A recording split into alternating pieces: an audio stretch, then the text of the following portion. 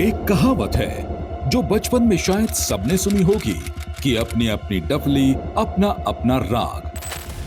यही है आजकल कांग्रेस और उसके युवराज राहुल गांधी का हाल। प्रधानमंत्री नरेंद्र मोदी जी के बढ़ते असीमित कद और एक के बाद एक राज्यों में कांग्रेस को मिलती हुई हार के बाद राहुल गांधी को समझ नहीं आ रहा है कि लपेटे क्या और छुपाएं क्या। मतलब इतनी छटपटाहट है कि समझ ही नहीं आ रहा कि ऐसा क्या करें जिससे वो सत्ता में बने रहें। महाराष्ट्र चुनाव में जनता से मिली करारी हार के बाद राहुल गांधी अब ईवीएम और चुनाव आयोग पर सवाल उठा रहे हैं। यह वही राहुल गांधी हैं जिनकी पार्टी ने 70 साल तक देश पर राज किया। क्या जनता के फैसले को नकारना ही कांग्रेस का नया राजनीतिक एजेंडा है? चुनाव आयोग ने राहुल गांधी के हर आरोप का सिलसिलेवार जवाब दिया है, लेकिन लगता है राहुल गांधी को जवाब पढ़ने से ज्यादा लेख लिखने में दिलचस्पी है। उल्टा सीधा जो मन में आए झूठ बोलकर जनता को गुमराह करने में दिलचस्पी है। 1950 से लेकर नया कानून बनने तक कांग्रेस सरकार ही सीधे मुख्य चुनाव आयुक्त की नियुक्ति करती थी। आज तक के 26 आयुक्तों में से 25 को केंद्र सरकार ने सीधे नियुक्त किया था।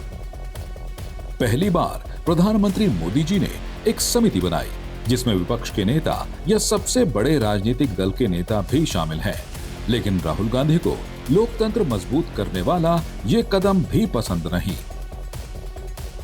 राहुल गांधी कहते हैं कि महाराष्ट्र चुनावों में वोटिंग अचानक बढ़ी। उनको शायद ये नहीं पता कि 2004 में लोकसभा से विधानसभा चुनाव में 5% ज्यादा वोटर थे। 2009 में 4% वोटर बढ़े, 2014 में 3%, 2019 में 1%, जबकि 2024 में 4% ज्यादा वोटर बढ़े। क्या 2024 में कुछ नया हुआ? नहीं। और आखिरी घंटे में वोटिंग बढ़ना कोई नई बात नहीं। शाम 6 बजे तक लाइन में लगे हर व्यक्ति को वोट डालने का अधिकार है।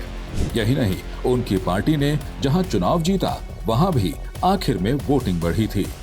उदाहरण के लिए मधुरा में 18% की बढ़ोतरी हुई, जहां शरद पवार गुट के उम्मीदवार जीते।